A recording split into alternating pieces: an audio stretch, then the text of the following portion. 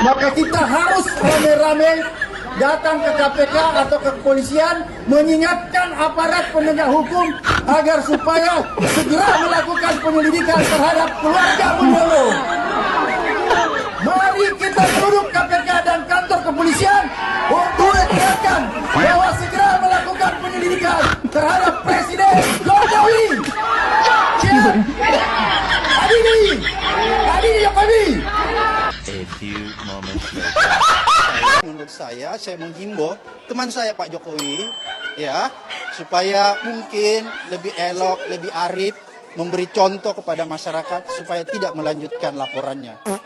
Teman saya Pak Jokowi, ya, supaya tidak melanjutkan laporannya, supaya orang tetap bangga terhadap sikap Pak Jokowi. Karena apa? Mantan pimpinan yang bisa diingat itu ada legasinya. Kalau Pak Jokowi membuat atau meninggalkan legasi yang bagus, maka diingat. Tapi kalau Pak Jokowi meninggalkan legasi yang tidak elok, yang memalukan, maka orang tidak akan pernah mengingatnya. Gitu. Jadi sebaiknya laporan ini tidak dilanjutkan oleh Pak Jokowi.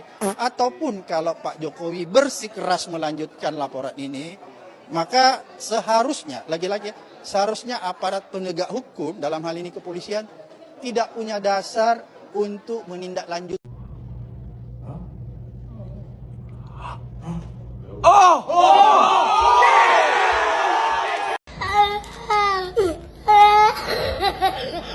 Kalau apa yang selama ini saya lakukan lewat podcast dianggap sesuatu yang punya nilai pidana sehingga saya dipanggil, maka ini adalah salah satu bentuk kriminalisasi terhadap pembungkaman kebebasan berpendapat dan kebebasan berekspresi.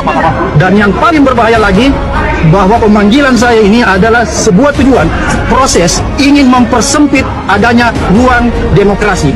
Ini mengancam demokrasi kita. Oleh karena itu, menurut saya, bukan peristiwa ini bukan tentang saya, tapi tentang nasib dan masa depan demokrasi, terlebih lagi masa depan kebebasan berpendapat dan berekspresi. Roy Suryo dan kelompoknya pada akhirnya nanti akan masuk penjara, tetap masuk penjara. Walaupun kelompoknya Roy Suryo nanti masuk penjara karena terbukti bersalah, tapi mereka tetap menganggap bahwa kelompok mereka itu telah menang. Mereka masuk penjara, tapi kenapa mereka tetap dianggap menang? Nah, kalian dengar sebentar ya. Nanti ketika kaum pembenci ini masuk penjara karena terbukti bersalah, mereka akan membuat isu baru lagi di media kalau mereka itu didiskriminasi hukum. Kami hanyalah anak bangsa dan masyarakat yang ingin membuktikan kebenaran, malah dijebloskan ke penjara. Hukum di negeri ini memang sudah tidak adil. Masyarakat harus bergerak. Belum lagi kalau isunya mereka itu didukung oleh media seperti TV One. Tahu sendiri kan, TV One itu suka dukung isu-isu yang tidak berguna, isu-isu yang menyesatkan pikiran rakyat, isu-isu yang bisa memecah belah persatuan. Media-media besar mereka itu malah support itu. Malah mereka support untuk bahas itu di media. Bukannya bikin acara tentang bahas RUU perampasan aset yang bisa menguntungkan rakyat, mereka malah bikin acara yang tidak penting, yang tidak jelas. Setelah Roy Suryo dan kelompoknya ini mendapatkan dukungan dari media-media besar ini untuk menyebarkan isunya mereka ke berbagai macam media, makin menyala dah isu di media nanti ini. Seolah-olah mereka nanti itu masuk penjara karena didiskriminasi hukum atau karena hukum salah digunakan. Padahal mereka masuk penjara ini karena mereka punya kebodohan sendiri. Pikiran dan akal sehatnya mereka itu sudah tidak terpakai lagi karena sudah tertutup oleh rasa kebenciannya mereka. Jadi kalau Roy Suryo dan kelompoknya sudah masuk penjara, nanti kita masyarakat itu jangan terpengaruh ya. Jangan terpengaruh dengan omongan mereka yang bilang begini, kami anak bangsa yang ingin berjuang tetapi malah mendapatkan diskriminasi hukum dari pemerintah, dari lembaga hukum. Tai kau. Biarkan saja mereka dan kelompoknya itu terus bersandiwara, kasih tinggal saja mereka itu, orang-orang gila, orang-orang setir semua itu.